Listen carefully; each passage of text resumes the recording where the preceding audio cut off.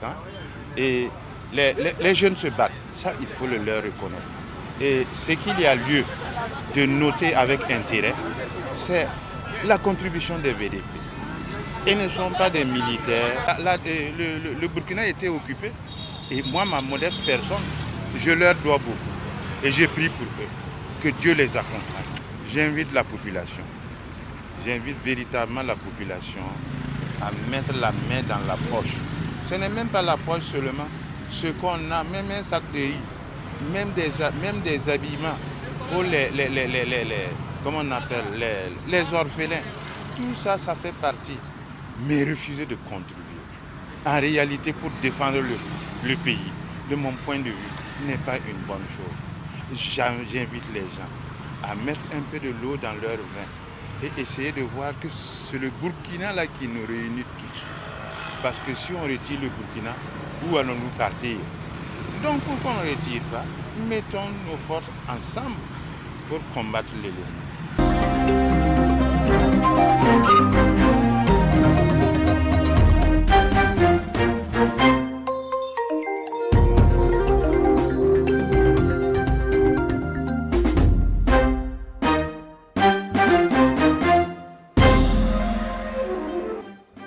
Des attaques terroristes d'envergure déjouées dans le Sahel, le passage de plusieurs véhicules bourrés de carburant et de munitions n'a pas échappé aux vecteurs aériens maliens et burkinabés.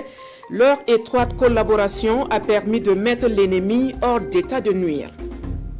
Le temps des concours professionnels session 2024 est donné ce jour 14 avril.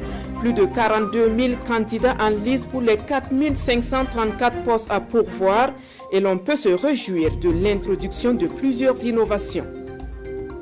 Entre 40 et 43 degrés Celsius à l'ombre ces dernières semaines au Burkina, des températures chaudes, voire extrêmes. On parle de canicule particulièrement dangereuse pour les personnes âgées. C'est le sujet du grand formant de ce dimanche.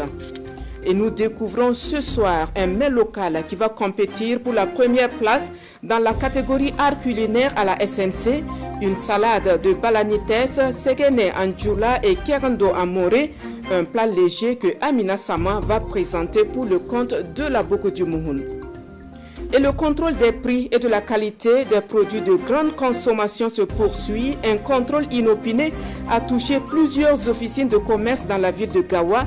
L'équipe de contrôle vient de la direction du développement industriel, du commerce, de l'artisanat et des petites et moyennes entreprises du sud-ouest. Voilà qui fait la une. Madame, Monsieur, bonsoir. Bienvenue dans votre 20h sur la RTB. C'est dans la région du Sahel que nous conduisent les dernières nouvelles du front. La collaboration entre les vecteurs aériens du Mali et ceux du Burkina a permis de déjouer les plans macabres des terroristes qui se déplaçaient dans des véhicules pick-up contenant des munitions mais aussi du carburant. Ils ont vite été détectés par les vecteurs aériens qui les ont traqués et neutralisés. Le déroulé, c'est Bienvenue Taoussa qui vous le raconte. Ce jour 14 avril, l'attention des vecteurs aériens était portée sur la zone du Sahel, principalement où un grand mouvement logistique y avait lieu pour de probables attaques d'envergure. En effet, les vecteurs maliens ont suivi cette colonne logistique jusqu'à notre frontière commune au nord de Nassombo.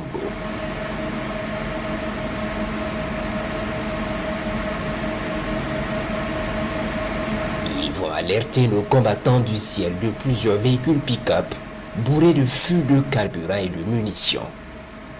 Très vite, nos vecteurs prennent le relais et identifient la colonne qui vient stationner et se camoufler sous des arbres.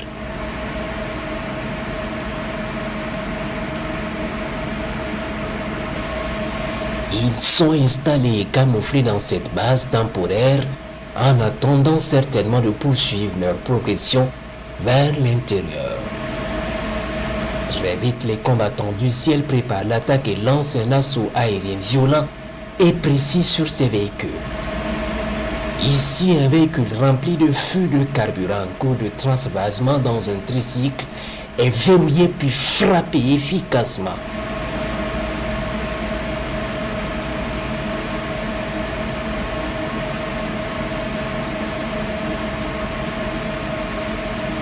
même temps, ce pick-up rempli de munitions est ciblé et détruit.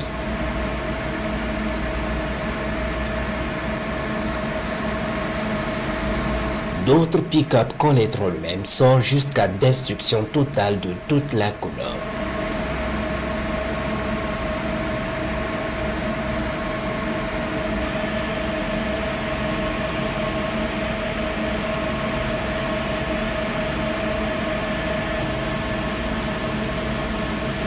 La mission de ravitaillement s'arrête là pour ces criminels. 7 autres pick-up bien camouflés pensaient avoir échappé, mais c'était sans compter avec la vigilance et la détermination des braves combattants du ciel. Il est frappé avec précision.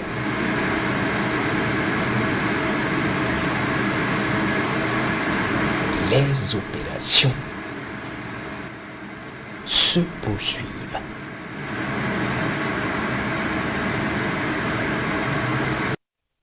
Et on apprend que le 18e bataillon d'intervention rapide et les VDP ont mené des opérations conjointes ce week-end dans la commune de Balavé où ils ont neutralisé des terroristes, capturé un chef et récupéré du matériel roulant. Depuis le vendredi 12 avril 2024, des éléments du BIR 18 et des VDP sont montés à l'offensive afin de rechercher des terroristes qui se croient toujours à l'abri dans les touffes et arbustes autour de Solenzo, un chef terroriste qui semait la terreur entre Balavé et Orowe, et le village de Gama a été capturé avec 6 de ses compagnons d'armes. Et il y a ce communiqué qui nous vient du protocole d'État à l'occasion de l'audience solennelle de prestation de serment des 3 nouveaux membres du Conseil constitutionnel placés sous la présidence de son Excellence, Monsieur le Président de la Transition, chef de l'État. La Direction générale du protocole d'État convie les personnalités invitées le lundi 15 avril 2024 à 10 h dans la salle des banquets de Ouaga 2000. L'heure limite d'arrivée est fixée à 9h30. Dans la suite de ce 20h, c'est aussi le lancement ce jour même à Ouagadougou des concours professionnels session 2024. On dénombre plus de 42 000 candidats à l'assaut des 4 534 postes à pourvoir. Plusieurs innovations sont introduites, principalement la création d'un compte pour chaque candidat et le renforcement de l'équipement informatique. On fait le constat avec Issoufou Kabouré et Moumouni Wanga. L'École nationale d'administration et de magistrature ce matin du 14 avril, centre d'intérêt des aspirants à la promotion catégorielle de la fonction publique burkinabé. Ils sont venus de 13 régions du pays, avec chacun pour objectif conquérir une place à l'issue des concours professionnels session de 2024. 30 minutes avant le démarrage officiel, le moral semble au beau fixe. C'est ma première fois de prendre part au concours professionnel. Je suis venu tenter ma chance, j'espère que ça va donner. Bon, ça va. On est serein, pas de problème. La confiance est à nouveau. Mais comme c'est un concours, et que c'est le meilleur gagne. Et les domaines les plus demandés, c'est le domaine de l'éducation nationale, parce que c'est là-bas qu'on enregistre le plus grand nombre de candidatures. Le domaine de la santé, le secteur gouvernance économique et financière. Tablette en main pour certains, ordinateur en face pour d'autres, bref, les petits plats sont mis dans les grands pour assurer la composition électronique. Cette délégation du ministère en charge de la fonction publique, avec en tête le ministre d'État, est venue encourager les candidats, mais pas seulement. Je tiens à l'endroit de tous les candidats de composer dans la sérénité, de composer dans l'assurance, parce que nous avons déployé l'ensemble des moyens nécessaires pour que le recrutement de la ressource humaine qui doit servir l'État se fasse dans un environnement d'équité de chance, d'égalité, de transparence. Donc nous n'allons pas lésiner sur les moyens pour sanctionner tout dérapage. Voilà pourquoi les concours professionnels ont mobilisé autour de 5000 personnes, que ce soit les FDS, que ce soit ceux qui sont professionnels à leur niveau pour la correction et autres, c'est ce que nous visons. Et notre souhait est que, véritablement, les concours qui seront composés en ligne, nous nous donnons un délai de 72 heures. Si vous faites la composition aujourd'hui, 72 heures après, en principe, les résultats devaient être disponibles. Je dis bien en principe, nous sommes des êtres humains. Il y a ce que nous voulons, il y a la volonté, mais il y a ce que aussi l'environnement technique peut nous imposer.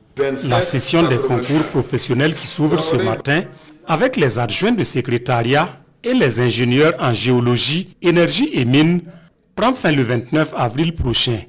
Ce sont plus de 42 000 candidatures enregistrées pour 4 534 postes à pourvoir.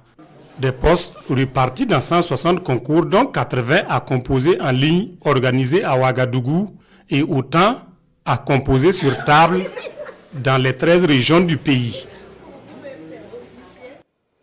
Dans 3 mois, la rivière du Cou va présenter un nouveau visage, loin de celui que déplorent les populations riveraines. Eh bien, plus de 700 millions de francs CFA sont mobilisés pour les travaux de restauration, un reprofilage piloté par l'agence de l'eau du Mouhoun sur financement de l'agence danoise pour le développement.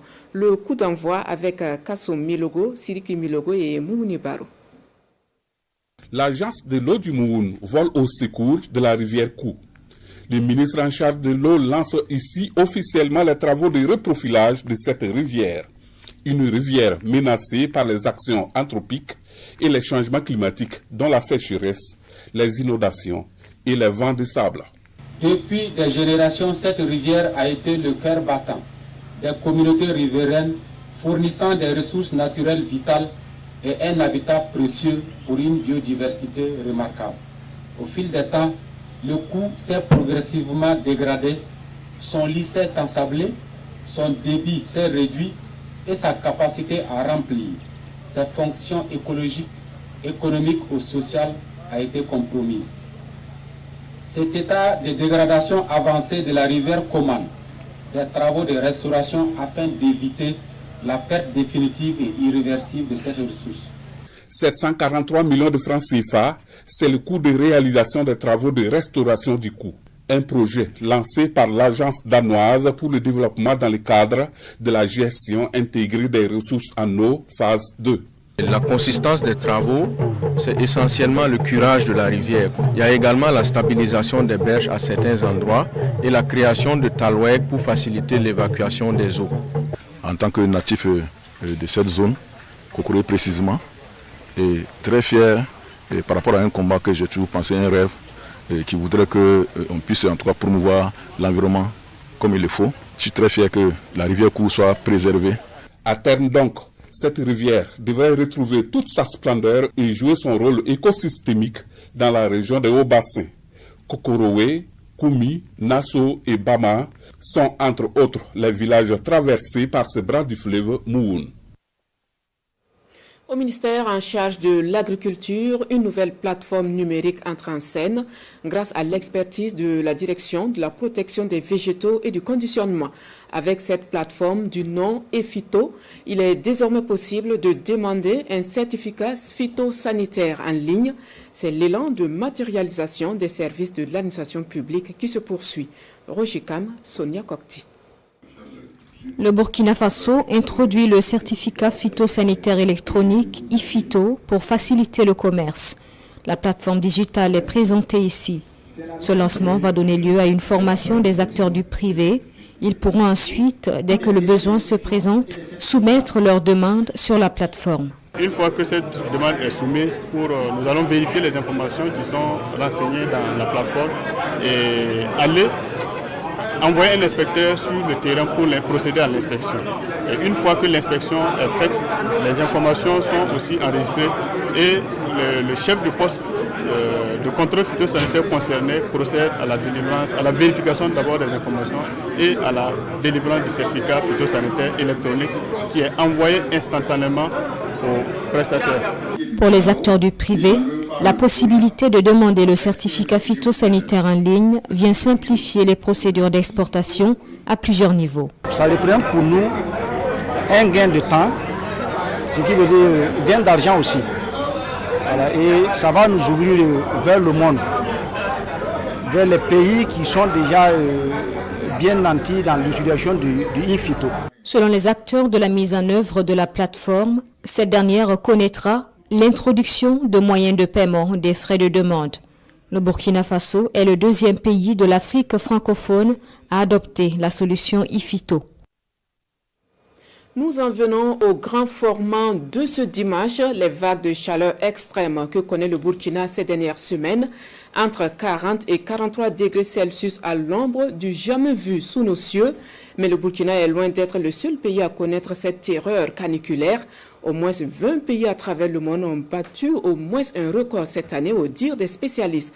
Comment les populations affrontent ces périodes de forte chaleur? Alassane Kendrbego et Ahadi Sandamba sont allés à la rencontre de quelques Wagalais. Suivons. Jeudi 11 avril 2024.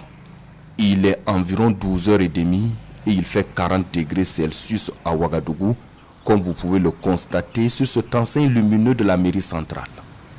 Depuis le début du mois de mars, le Burkina Faso enregistre de fortes températures, de jour comme de nuit, au grand désarroi des populations. Sur la majeure partie du territoire, les températures maximales, ça veut dire les plus grandes températures qu'on pourra atteindre, vont dépasser les 40 degrés. Et nous avons une zone ici que nous avons essayé de limiter, cette zone orangée.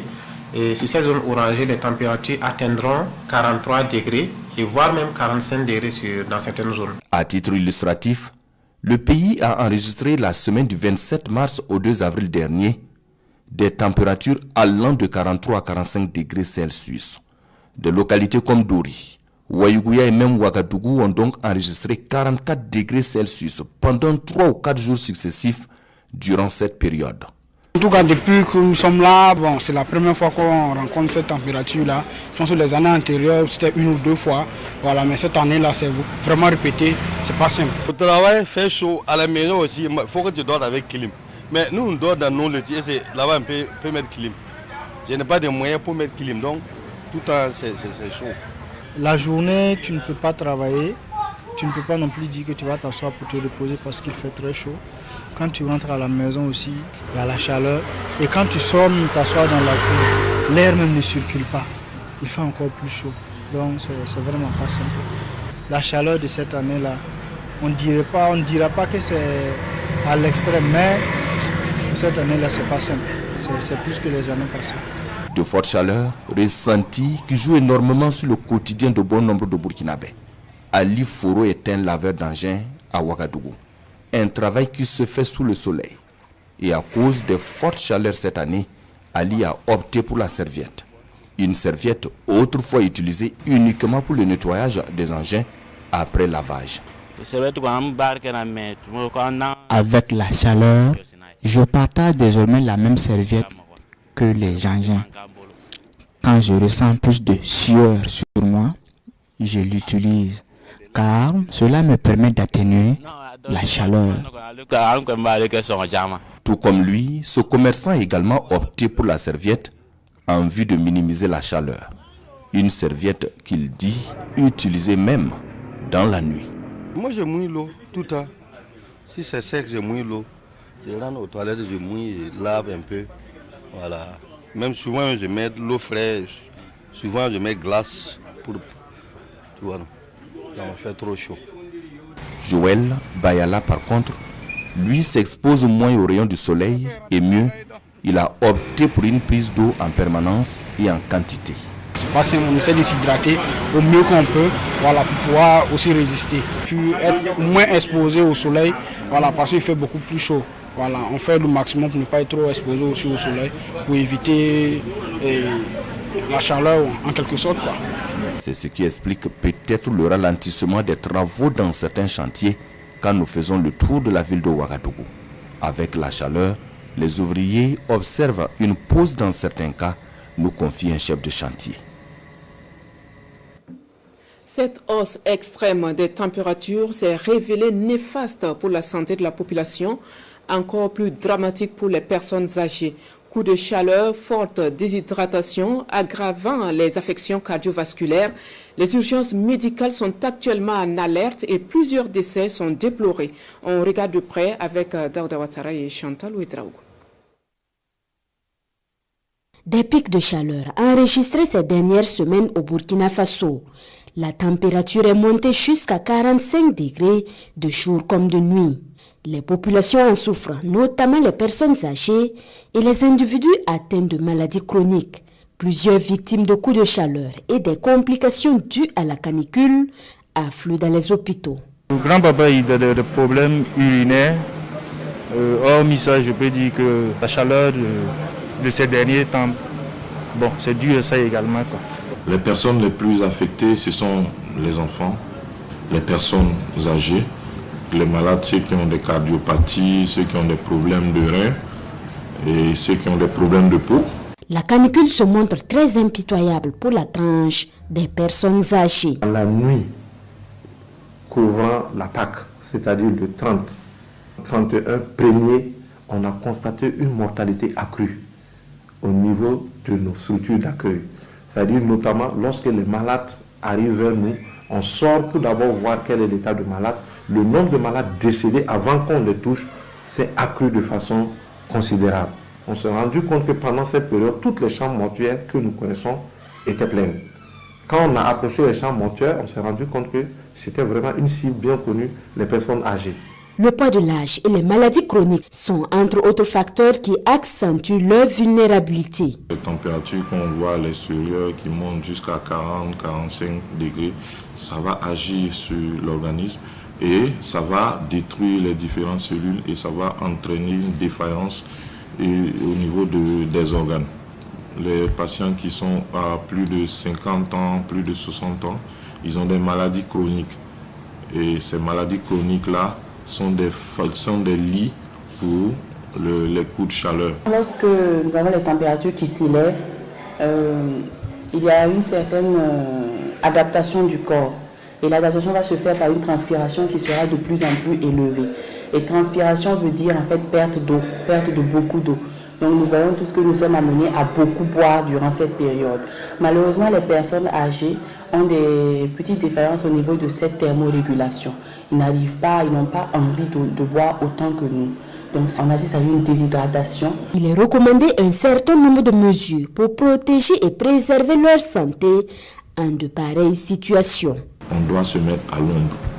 On doit éviter autant que possible le soleil. Dans l'environnement où on vit, dans la maison doit être bien aérée. On doit porter des vêtements qui ne sont pas lourds, des vêtements qui sont légers. Le maître mot, ça demeure boire, boire et boire encore beaucoup.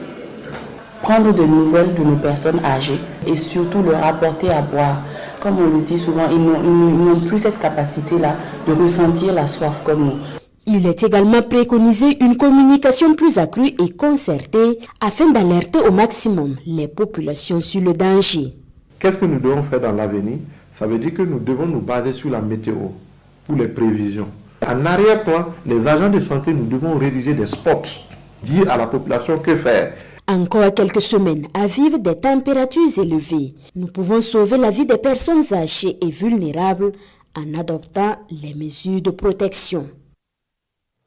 Oui, c'est bel et bien une terreur caniculaire particulièrement dangereuse pour les personnes âgées. Les cas d'urgence se bousculent également dans les hôpitaux de la ville de Sia et le nombre élevé des décès crée à la limite une psychose. Nos reporters Kassoum Milogo et Moumouni Baro ont fait le constat au CHU de Bobo-Dioulasso. Suivant. La ville de Bobo-Dioulasso a enregistré fin mars, début avril de très fortes chaleurs. Une situation préoccupante dans les hôpitaux qui enregistrent un nombre anormalement élevé des cas de décès des personnes de troisième âge d'après les statistiques du centre hospitalier universitaire Sourousanou de Bobo-Dioulasso. En termes de décès, quand nous prenons la semaine 14, c'est de l'année 2024, et qui est allée du 1er avril au 7 avril inclus, nous avons enregistré malheureusement 50 décès. 50 décès pour une semaine, pour une période étalée d'une semaine, nous trouvons que vraiment c'est énorme. Et ça nous a vraiment inquiétés. Et quand on a essayé de regarder à l'intérieur, sur les 50 décès, il y a 8 décès de moins de 60 ans et 42 décès de plus de 60 ans. Donc la raison pour laquelle nous disons que les personnes âgées sont sérieusement affectées et que vraiment il faille faire quelque chose. Et à la même période, nous avons enregistré 55 dépôts de corps venant de la ville. Ces personnes vulnérables, diminuées physiquement, sous le fait du poids de l'âge, sont les plus exposées en ces temps de canicule. Pour les spécialistes, en plus de la vieillesse, il y a bien d'autres facteurs qui compliquent l'état de santé de ces personnes. La température en tant que telle, normalement, ne doit pas être un facteur de décès. Mais il y a aussi les personnes âgées qui ont des tares. À partir de 60 ans, obligatoirement, de l'Europe des tares, qui sont de l'ordre de l'hypertension artérielle et le diabète. Il y en a aussi qui viennent avec des détresses respiratoires. Naturellement, quand on est déshydraté avec la fièvre, c'est normal que les poumons ne supportent plus. Et il y a également le coma. Nous recevons beaucoup de cas de coma. Et ces comas, le plus souvent, quand on veut investiguer, on trouve que c'est généralement des cas d'accident vasculaire cérébral qu'on appelle AVC. Donc des AVC ischémiques, souvent des AVC hémorragiques également. On constate que c'est des malades qui sont généralement dénutris, déshydratés, et puis des malades qui transpirent avec la chaleur. Donc c'est la transpiration là qui fait que souvent à un certain moment donné, on est face à des malades qui sont déshydratés le plus souvent. Heureusement, les pluies des 5 et 6 avril dernier ont fait chuter la température avec une conséquence immédiate, la baisse des cas d'hospitalisation et de décès de cette frange de la société. Mais l'alerte est toujours de mise, selon les médecins, afin d'éviter les désagréments en cas de remontée de la canicule. Face à la canicule, une prévention efficace s'avère nécessaire. Elle doit être de mise pour les personnes âgées. Mais quelles sont les précautions à prendre pour préserver sa santé? Nous en parlons avec l'invité de ce dimanche, Dr Sylvain Ouedraogo. Il est gériatre. Bonsoir, docteur. Bonsoir. Bienvenue. Merci. Alors, vous l'avez sans doute vécu, comme tout le monde au Burkina, la canicule. Mais on a de cesse à le répéter. Les personnes âgées sont particulièrement vulnérables pendant ces périodes. Quelles sont les raisons physiologiques qui expliquent cette vulnérabilité de cette couche de la société? Ok, déjà merci beaucoup pour l'invitation de me permettre de donner ce message à la population pour pouvoir s'occuper des personnes âgées. Alors, l'explication de pourquoi les personnes âgées sont vulnérables à cette canicule, elles sont simples, elles sont liées en fait au poids de l'âge. Généralement, j'ai l'habitude de dire une personne, le corps humain, c'est un peu comme une voiture. Au bout de quelques années, vous allez commencer à avoir des signes de faiblesse. C'est la même chose chez les personnes âgées. Le rein va fonctionner un peu plus lentement, le cœur pareillement, le poumon. Et c'est tout ça qui va faire que la personne âgée sera plus fragile à tous les stress. On ne parle pas que de la chaleur, mais tous les stress compris seront plus graves chez la personne âgée. Et ce qu'il faut surtout dire, c'est que la personne âgée, du fait de l'âge, commence à avoir une perte de la soif. Les jeunes, les adultes, quand ils ont leur quantité d'eau qui diminue dans le corps, ils ont automatiquement une alerte, c'est la soif, et ils courent, ils partent chercher l'eau. Mais chez la personne âgée, cette soif-là, cette alarme n'existe plus. C'est pour ça qu'une personne peut passer du matin au soir sans boire ne serait-ce qu'un seul verre d'eau, alors que les plus jeunes vont se ruer sur l'eau et boire des litres et des litres. En tout cas, les risques sont énormes, encore plus chez ces personnes du troisième âge. Parmi les pathologies causées par la canicule chez ces personnes, on parle de l'hyperthermie, de la déshydratation, de l'hyponatrémie. Dites-nous plus sur ces pathologies et comment elles se manifestent. Alors, toutes ces pathologies-là sont les conséquences en fait de la déshydratation, de la forte chaleur. Donc, comme je le disais, la personne âgée, c'est un corps qui fonctionne avec des organes. Et malheureusement, ces organes-là commencent à faiblir avec le temps. Vous savez, le corps humain va toujours chercher, par exemple, à avoir une température équilibrée. Quand il fait trop chaud, la température baisse. Et quand il fait trop froid, la température monte. Mais avec l'âge, ces mécanismes de régulation ne fonctionnent plus. Donc si vous mettez une personne âgée dans un environnement qui est chaud, elle ne sait plus faire baisser la température. Et c'est comme cela qu'elle va commencer à faire de la fièvre. Son corps va chauffer, et si son corps chauffe, elle va perdre d'autant plus de l'eau. Et si elle perd de l'eau, elle sera déshydratée. Donc c'est toutes ces conséquences de son vieillissement en fait qui fait qu'elle va avoir ces complications liées à la forte chaleur. Donc ça commence toujours par la fièvre? Ça va commencer par la fièvre, mais le premier signe que l'on va voir, c'est que c'est une personne qui commence à ne plus suer. Quand on a chaud, automatiquement on se met à suer, mais lorsque les capacités du corps sont dépassées, il n'y a plus de sueur.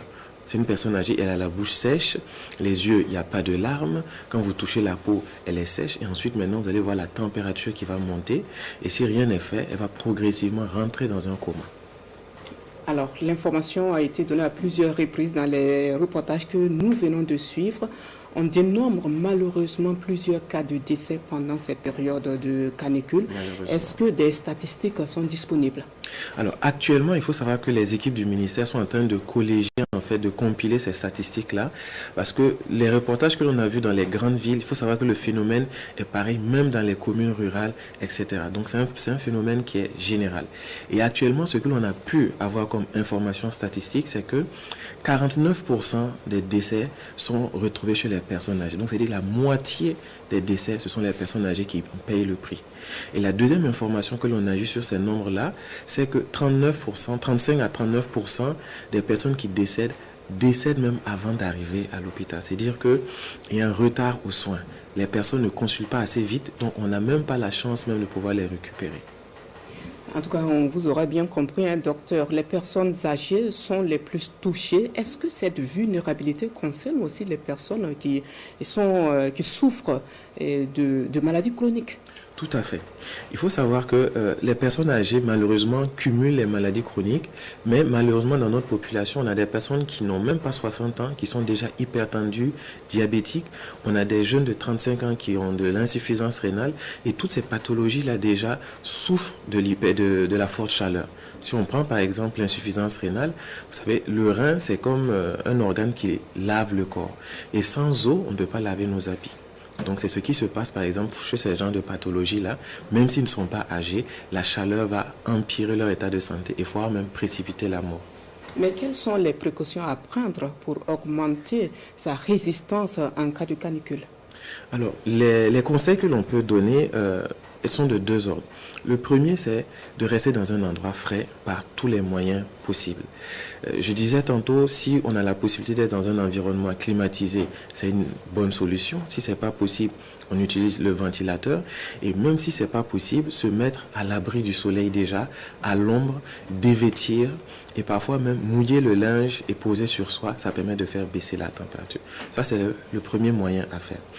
Le deuxième moyen, c'est s'hydrater. S'hydrater en grande quantité. Et les personnes âgées doivent savoir qu'ils doivent boire dans cette période-là au minimum 4 à 5 litres d'eau par jour. Lorsqu'on sait que la personne âgée, toute seule, elle va boire que 1 litre. Donc vous voyez qu'il y a au moins 3 litres qu'elle n'aura pas. Et il faut que l'entourage, la famille, les amis, les proches, les voisins soient à côté pour lui donner à boire. Donc c'est vraiment ces deux solutions-là qu'on peut mettre en place pour prévenir justement les effets néfastes de cette canicule. Et quels sont les conseils que vous avez à l'attention des mamans qui ont des nourrissons ou des enfants en bas âge et même aux autres franges de la société? Tout à fait, vous faites bien de le dire. C'est vrai que cette canicule-là va toucher surtout les personnes fragiles. C'est vrai que les personnes âgées payent le prix fort de cette canicule, mais il ne faut pas oublier les autres franges fragiles, à savoir les femmes enceintes, les femmes allaitantes, les nouveau-nés, les nourrissons. Et à eux, il faut leur dire les mêmes conseils, c'est s'hydrater en grande quantité, éviter les activités en plein soleil, se reposer. Et à chaque fois qu'il y a une perturbation, une anomalie, un signe de fatigue, etc., consulter. Il ne faut pas hésiter de consulter parce que c'est les retards en fait qui entraînent les décès. Merci, docteur Sylvain Ouedraogo, d'être passé répondre à nos questions. Merci pour vos précieux conseils en cas de canicule. Merci à vous. Je rappelle, vous êtes gériatre, pour ne pas dire spécialiste de la santé des personnes âgées. Tout à fait. Merci de rester avec nous pour la suite de l'édition. Merci à vous.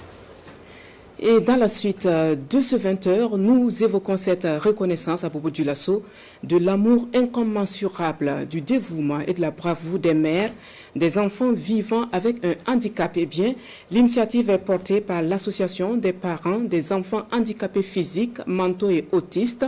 Elle offre le cadre à ces valeureuses mères d'expliquer leur quotidien, leurs difficultés et leurs attentes. Hamza Ganami et Salam Dabal pour les précisions. Les mérites. La résilience des mères des enfants vivant avec un handicap sont au cœur de cette cérémonie qui leur est dédiée. Une activité organisée par l'association des parents des enfants handicapés physiques, mentaux et autistes de Bobo Dioulasso qui vise à reconnaître le mérite de ces femmes battantes qui, malgré d'énormes difficultés, font preuve de résilience. Ce journal-là, on a dédié ça pour les encourager, pour qu'elles ne se baissent pas la main, pour qu'elles prennent courage, pour bien s'occuper de leurs enfants. Voilà, au milieu de la société. Il ne faudra pas qu'elles négligent les enfants là. elles n'ont qu'à prendre courage, prendre les enfants à deux mains, bien s'en occuper. Une initiative appréciée à sa juste valeur par les autorités. Au regard effectivement de sa noblesse, parce que là il est question de la prise en charge du handicap, les difficultés que ces mamans d'enfants handicapés rencontrent dans le cadre de la prise en charge. Et comme je l'ai dit tantôt, je suis travailleur social, la question du handicap, j'ai beaucoup travaillé là-dessus. Alors je me suis dit que voilà des gens qui se battent jour et nuit aux côtés des enfants qui ont besoin d'être accompagnés, qui ont besoin d'une prise en charge particulière spécifique, qui ont besoin de l'inclusion de façon générale. C'est vraiment un grand plaisir et un honneur surtout.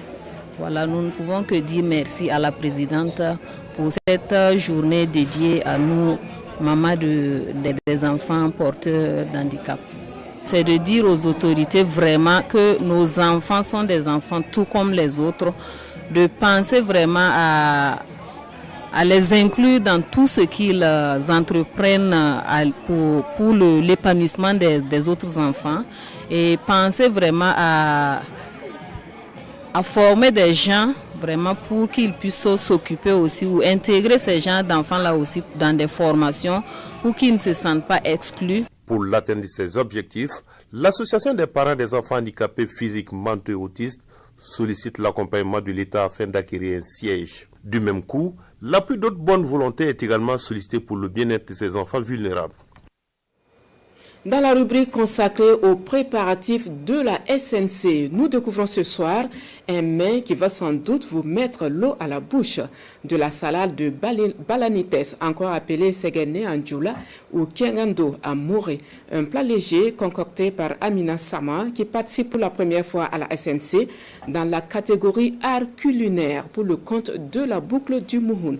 Sidenyi Ouedraogo, Edouard Ouedraogo et Akani Pauline Bikaba sont allés à sa rencontre. Cité de Bankui, nous sommes au restaurant 1000 saveurs. Ses feuilles et ses fruits de balanites, ses légumes et autres assaisonnements sont les différents ingrédients qui serviront à Amina Sama à préparer sa salade à base de balanites. Qualifiée à la Semaine nationale de la culture en art culinaire, catégorie plat léger, l'heure est au réglage. Il faut d'abord trier les petits bois là et les feuilles vieilles et les vieilles feuilles là. On lave ça dans 4 eaux. Comme c'est des feuilles, voilà, la poussière là salit les feuilles. Donc il faut laver soigneusement pour que ça soit bien propre. Il faut bouillir les feuilles à enlever il y a du goût amer. Donc quand tu fais bouillir, si tu veux avec du goût amer, tu peux bouillir une fois. Dans les cas contraires, tu peux bouillir 2 à 3 fois pour faire disparaître tout le goût amer. Après ces différentes étapes, Amina Sama passe au dressing du plat du jour. De la tomate, tomate verte, tomate rouge et du concombre. Ça c'est les carottes et les oignons. Et ça c'est les graines des fruits de balanites là. Voilà, et j'ai décoré le plat avec. Et le plat est prêt pour déguster. On sert une partie et on met la sauce. La salade de balanites est prête. Place à la dégustation. J'ai goûté son salade de kiralra. C'était très très intéressant et c'est doux aussi. Il arrive une zigna quoi, extraordinaire. Nous n'avons pas encore vu cette spécialité de salade si ce n'est pas ici. Les jours où on a mangé ici, tout le monde était content.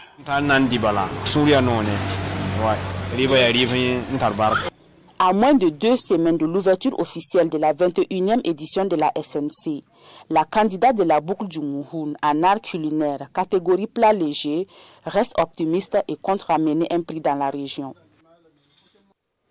Première édition de Internet Protocol version 6 Forum ou IPv6 Forum Burkina Faso, une idée originale de l'Association burkinabé des domaines Internet et l'autorité de régulation des communications électroniques et des postes. L'approche vise à accélérer le processus de migration de l'IPv4 vers l'IPv6 tout en développant la compétence des acteurs. Césaire Carrefour et Oumou Sissé nous édifient davantage. La migration de l'Internet Protocol version 4 à l'Internet Protocol version 6 ou IPv6 est un idéal au regard de l'évolution de l'Internet et la multiplication des appareils connectés. Au Burkina Faso, comme dans tous les autres pays, cette migration est gage de sécurité d'une part et vecteur de développement économique et technologique d'autre part. Réunis à la faveur de la première édition de IPv6 Forum Burkina Faso, les acteurs du domaine réfléchissent ici sur son déploiement réussi dans notre pays. Tous les pays sont encouragés à migrer vers cette version-là pour permettre justement de poursuivre le développement d'Internet. Donc notre pays n'est pas en marge et ce forum est vraiment un tremplin pour tous ces acteurs-là pour pouvoir échanger autour de cette problématique-là et voir ensemble comment nous pouvons résolument aller vers cette migration-là et la réussir. Ce forum explore les moyens d'accélération du processus de migration de IPv4 vers IPv6 au regard des limites de la version en vigueur. Transition vers IPv6, état des lieux et perspectives est le thème de ce forum première édition. C'est un challenge, en tout cas au niveau de différents acteurs, cette migration vers IPv6 qui va permettre sans doute, en tout cas aux consommateurs, aux utilisateurs d'Internet d'être beaucoup plus à l'aise dans le cadre de l'utilisation de l'Internet. Ce panel-là donnera l'occasion à l'ensemble des parties prenantes, à l'ensemble des participants de pouvoir discuter sur les aspects aussi bien politiques, économiques que techniques de cette migration-là. Avant la tenue de ce forum, une cinquantaine d'ingénieurs et de techniciens informaticiens burkinabés ont été formés à cette nouvelle technologie. L'ambition est d'encourager les acteurs à aller vers IPv6. Un prix dénommé IPv6 activé est décerné aux meilleures entreprises utilisatrices déjà de cette technologie. Autre titre, et nous retrouvons l'équipe de la direction du développement industriel, du commerce, de l'artisanat et des petites et moyennes entreprises du sud-ouest. Comme annoncé en titre, elle a fait une descente dans la ville de Gawa pour un contrôle inopiné des prix et de la qualité des produits de grande consommation. Si les officines de commerce sont en règle, c'est loin d'être le cas pour toutes celles qui ont été visitées. Oumarou Sagnon, Christophe Da. Rien à signaler dans cette boutique contrôlée en premier. Les prix de vente sont bien marqués et les produits respectent les normes. Dans cette autre boutique, en revanche, les contrôleurs mettent la main sur des produits périmés. Le maître des lieux n'a aucun mal à l'admettre. Ça, en tout cas, je n'ai pas mis ça en tête. Puisque la date est d'en haut, 2007 mois, c'est ça qui était en tête. Donc, je ne sais pas qu'il y avait autre date que j'ai confondu la date. Prochainement, je vais bien vérifier les produits d'abord. Bon, chaque fois, il faut des vérifications pour ne pas tomber encore dans ces erreurs. Le contrôle suivant, c'est dans cette mini-alimentation. Elle est exempte de tout reproche. La caissière explique qu'elle veille au respect strict des règles. Nous contrôlons régulièrement nos produits et dès que nous tombons sur des produits dont la date de péremption est proche, nous remontons ça en haut du rayon afin de les écouler rapidement. Laisser ces produits se périmer, c'est une perte pour nous. Plusieurs autres commerces sont visités par la mission de contrôle le long de la route nationale numéro 11 qui traverse la ville de Gawa. Des produits impropres à la consommation sont saisis. Ils sont acheminés dans le magasin de la direction en charge du commerce du sud-ouest. Vous l'avez constaté que le magasin est prêt. Bon, c'est depuis fin 2023 qu'on a commencé à faire ce stock-là. Des produits relatés qu'on a saisis, c'est environ 572 cartons. Il faut souvent qu'il y ait des sorties pour faire des répressions sur ces acteurs-là. Sinon, bon, si on veut compter sur les bonnes fois, vraiment, c'est pas possible.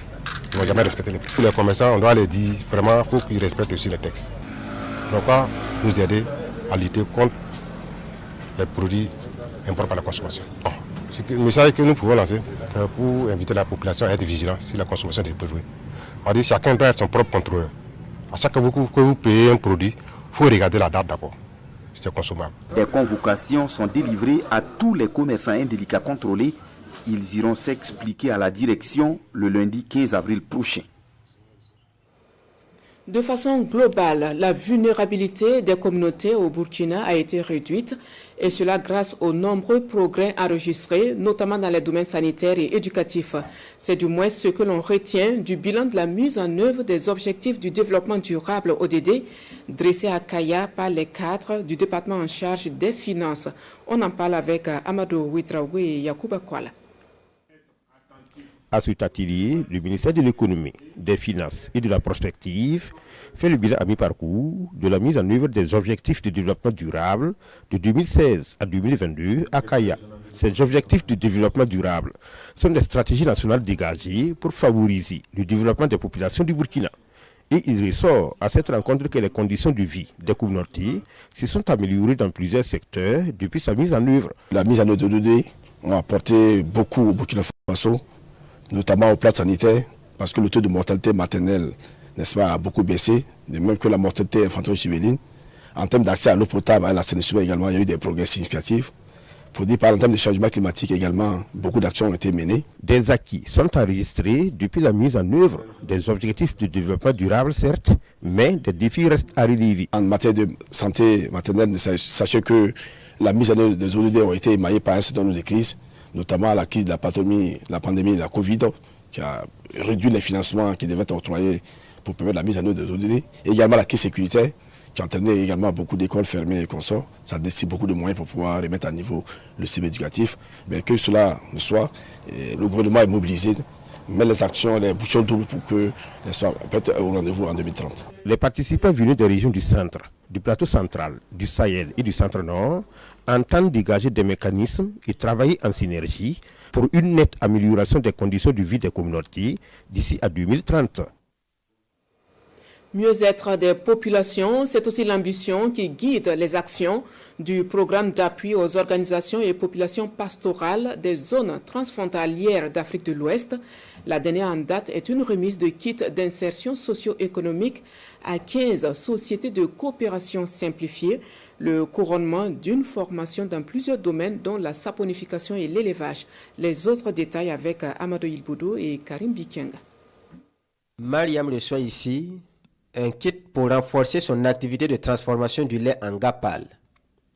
Comme elle, 14 autres sociétés de coopération simplifiée ont aussi droit à des kits d'installation, chacune selon son domaine d'activité. Une œuvre de l'association d'éleveurs Andal Le Pinal, saluée par les bénéficiaires. Après avoir suivi une formation sur l'élevage, nous avons également bénéficié d'une autre sur la formation du lait en gapal. Enfin, nous avons reçu des kits. Cette remise de kits intervient après 4 ans de formation. La transformation laitière, la saponification, l'élevage et l'agriculture sont les domaines concernés. L'initiative s'inscrit dans l'offensive agro-pastorale du gouvernement burkinabé. L'offensive agro-pastorale est 2025, 2023-2025. Donc, il faut dire que cette initiative est très louable. Et vraiment entre dans le cadre des objectifs du ministère. Cette activité portée par Andal Le Pinal se tient dans le cadre du programme d'appui aux organisations et populations pastorales des zones transfrontalières d'Afrique de l'Ouest. L'un de ses objectifs est de faciliter l'intégration socio-économique des populations pastorales transhumantes. À propos du lasso, de nouvelles perspectives s'offrent aux femmes de la Brigade Verte. Elles ont été outillées par un Belge protecteur de l'environnement pour aller au-delà du balayage et s'intéresser à la collecte, la gestion et la transformation des ordures ménagères. Formation sanctionnée par des attestations, comme nous rapportent Manika Yen et Ali Traoré. Les femmes commises à l'assainissement de la ville de Bobo-Dioulasso sont dans la joie en cette journée. Elles ont bénéficié d'un projet sur la gestion et le recyclage des ordures ménagères. Grâce à ce projet, 25 femmes de la Brigade Verte sont formées et reçoivent aujourd'hui leur parchemin de fin de formation. Le projet a beaucoup changé la manière de faire et la manière de vivre dans nos précollectes.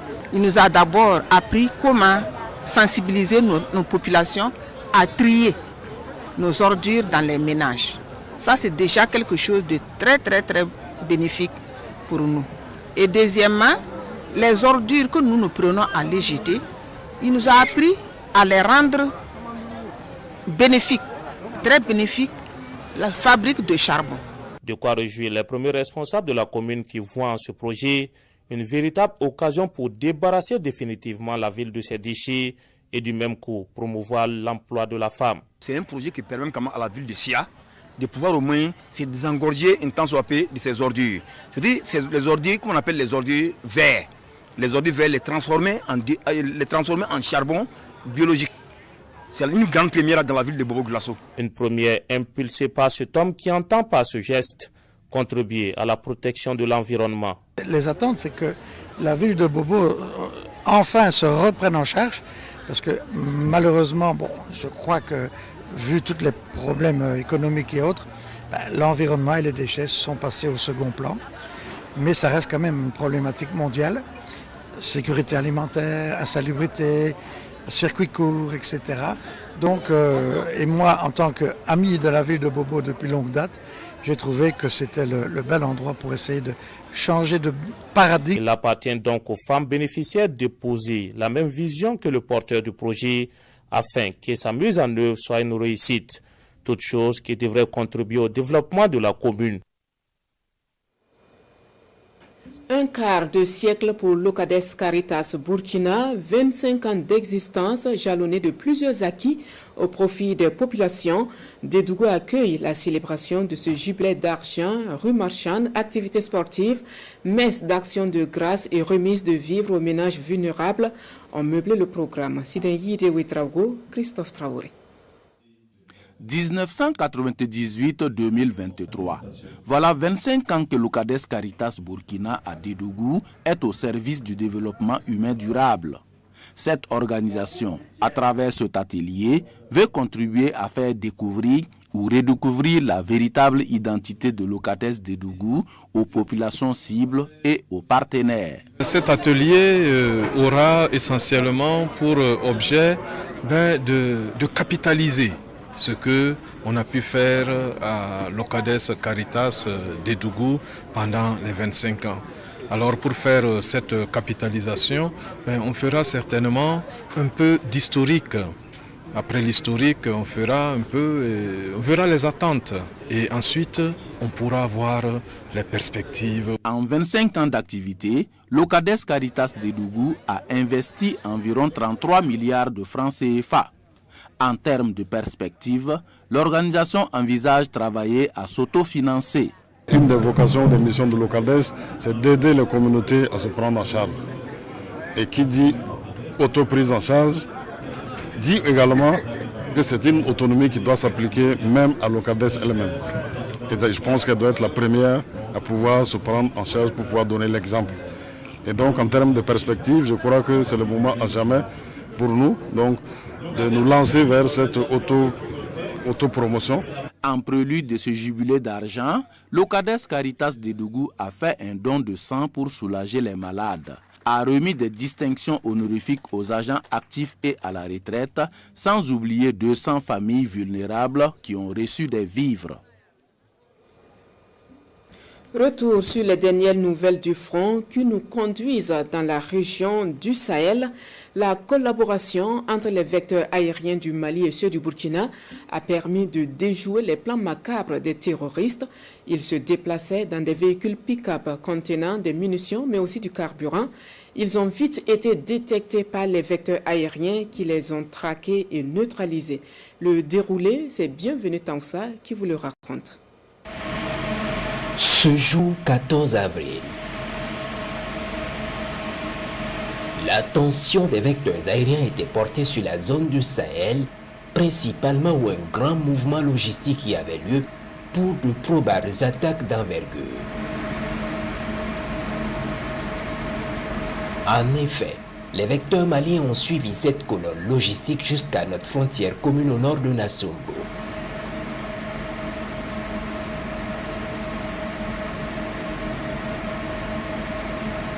Alerter nos combattants du ciel de plusieurs véhicules pick-up bourrés de fûts de carburant et de munitions.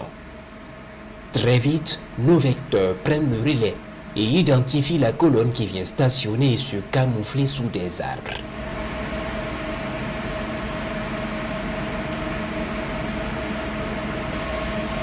Ils sont installés et camouflés dans cette base temporaire en attendant certainement de poursuivre leur progression vers l'intérieur. Très vite, les combattants du ciel préparent l'attaque et lancent un assaut aérien violent et précis sur ces véhicules. Ici, un véhicule rempli de fûts de carburant en cours de transvasement dans un tricycle est verrouillé puis frappé efficacement.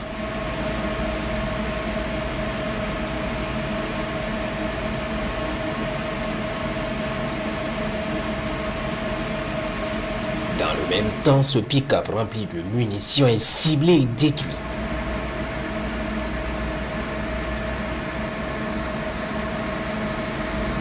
D'autres pick-up connaîtront le même sort jusqu'à destruction totale de toute la colonne.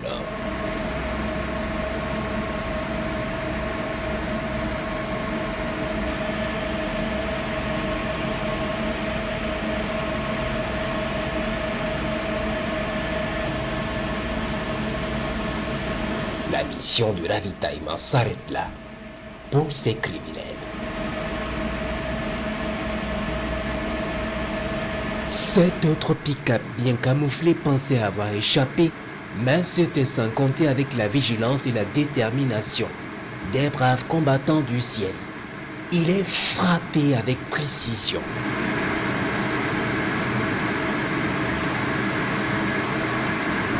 Les opérations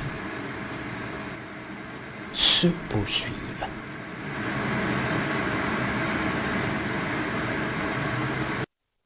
Voilà, et on apprend aussi que le 18e bataillon d'intervention rapide et les VDP ont mené des opérations conjointes ce week-end dans la commune de Balavé où ils ont neutralisé des terroristes, capturé un chef et récupéré du matériel roulant. Depuis le vendredi 12 avril 2024, des éléments du BIR 18 et des VDP sont montés à l'offensive afin de rechercher des terroristes qui se croient toujours à l'abri dans les touffes et arbustes autour de Solenzo. Un chef terroriste qui sémait la terreur entre Balavé, Orowe et le village de Gama a été capturé avec 6 de ses compagnons d'armes. Au bilan, 14 terroristes neutralisés, dont le chef dans la zone de Balavé. Voilà, on s'arrête là pour ce soir. Merci d'avoir été des nôtres tout au long de la semaine. Merci aussi aux équipes techniques et rédactionnelles. Bonne reprise de service pour demain et à très bientôt.